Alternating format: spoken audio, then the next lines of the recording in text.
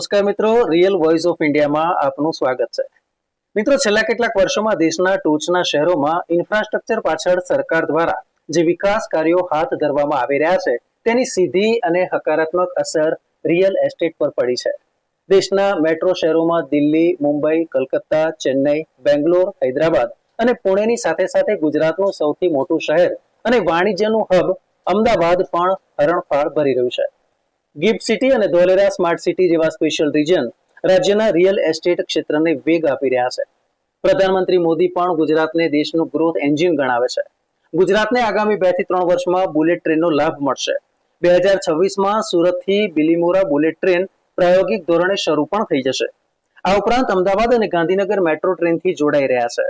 અમદાવાદ, સુરત સહિતના અનેક railway station આધુનિક બની રહ્યા છે અને આગામી 3 વર્ષમાં વિશ્વ સ્તરીય અથવા તો વિશ્વને હંફાવે તેવા બની જશે. સાબરમતી આશ્રમ નવા કલેવર ધારણ કરી રહ્યું છે તો અમદાવાદ, સુરત, રાજકોટ, વડોદરા સહિતના શહેરોમાં ટ્રાફિકથી રાહત મળે તે માટે ગીચ ટ્રાફિક ધરાવતા વિસ્તારોમાં ઓવરબ્રિજ અને અંડરપાસ બનાવવામાં આવી રહ્યા છે. અમદાવાદથી પસાર થતા એસજી હાઈવે પર વાહનની ગતિને વેગ મળ્યો છે, જેને કારણે સરખેજથી ગાંધીનગર હવે પહેલા કરતા ખૂબ જ ઓછો સમય લાગે છે.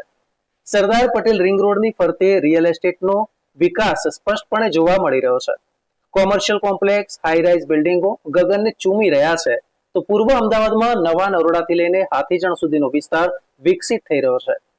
અમદાવાદ, સુરત, રાજકોટ આંતરરાષ્ટ્રીય એરપોર્ટનો દરજ્જો મેળવી ચૂક્યા છે તો સુરત ડાયમંડ બુર્સ હીરા ઉદ્યોગની જાહોજલાલી ફરી એક લાવવા માટે તત્પર છે. સામાન્ય મધ્યમ વર્ગના લોકો 1, 2 કે પછી 3 બેડરૂમના ફ્લેટ ખરીદી શકે તે માટે હાઉસિંગ સોસાયટીઓ વધુ બને તે માટે પણ સરકાર પ્રયત્નશીલ છે. ગુજરાત અને ખાસ કરીને અમદાવાદમાં હાઈરાઇઝ બિલ્ડિંગોની સાથે સાથે 5 થી 7 કરોડના બંગલા પણ તૈયાર થઈ રહ્યા છે. ગાંધીનગરમાં કચેરીઓ, ગિફ્ટ સિટી, ઇન્ફોસિટી સહિત અનેક સંસ્થાઓ હોવાથી તેમાં કામ કરતા લોકોને રહેવા માટે ગાંધીનગરથી ખૂબ જ નજીક વૈષ્ણોદેવી સર્કલની આજુબાજુના વિસ્તારોમાં અનેક સ્કીમો ઉપલબ્ધ છે. આ તમામ પાસા પર નજર કરવામાં આવે તો કહી શકાય કે કન્સ્ટ્રક્શન વ્યવસાય તેજીમાં છે. સિમેન્ટ, રેતી, કપચીની માંગમાં પણ ઉછાળો છે તો શ્રમિકોની રોજગારીની તકો વધી છે. સરકારની જો વાત કરીએ તો સામાન્ય મધ્યમ વર્ગના લોકો 1, 2 કે પછી 3 બેડરૂમના ફ્લેટ ખરીદી શકે તે માટે સતત પ્રયાસ કરવામાં આવી રહ્યા છે. ત્યારે સૌથી મહત્વની બાબત એ છે કે અમદાવાદ જ નહીં પરંતુ ગાંધીનગર, સુરત, રાજકોટ, જામનગર, જુનાગઢ સહિતના દેશના અને રાજ્યના ટોચના શહેરોમાં ઇન્ફ્રાસ્ટ્રક્ચર સેગમેન્ટમાં ગુજરાતમાં ઝડપી ગ્રોથ જોવા મળી રહ્યો છે. આ ઉપરાંત મોટાભાગના સેક્ટરમાં ગુજરાત એ મોખરાનું સ્થાન ધરાવે છે, જેનો સીધો જ ફાયદો રિયલ એસ્ટેટ સેક્ટરને મળી રહ્યો છે.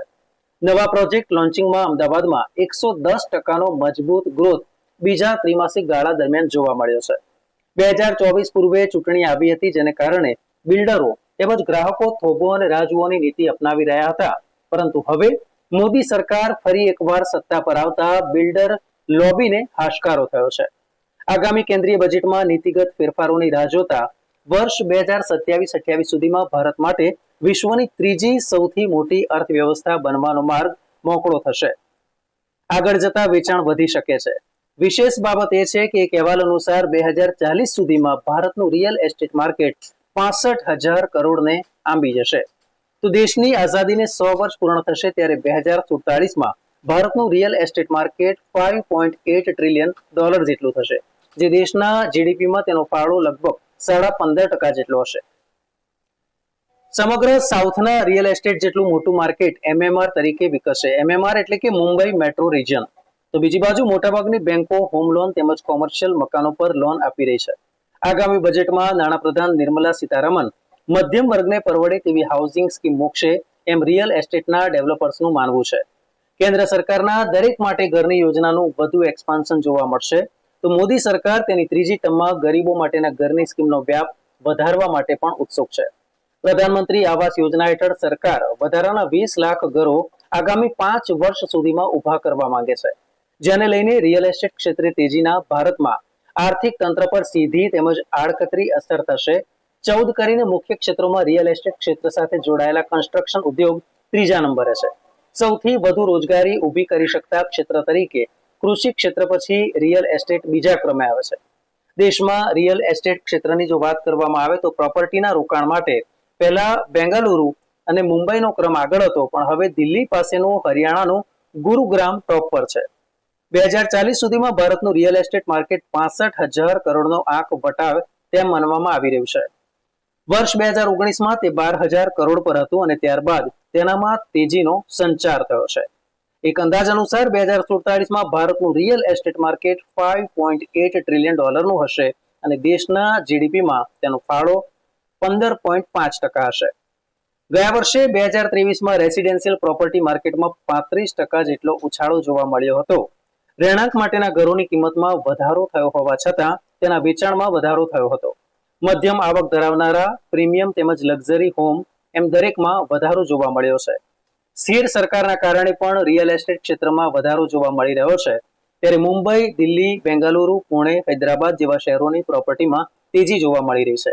આ શહેરોના પ્રોપર્ટી માર્કેટમાં લગભગ 11%નો ગ્રોથ જોવા મળી રહ્યો છે. ત્યારે ગુજરાત અને દેશભરમાં રિયલ એસ્ટેટ થકી રોજગારીની વિપુલ તકો મળશે તેમાં શંકાને કોઈ સ્થાન નથી.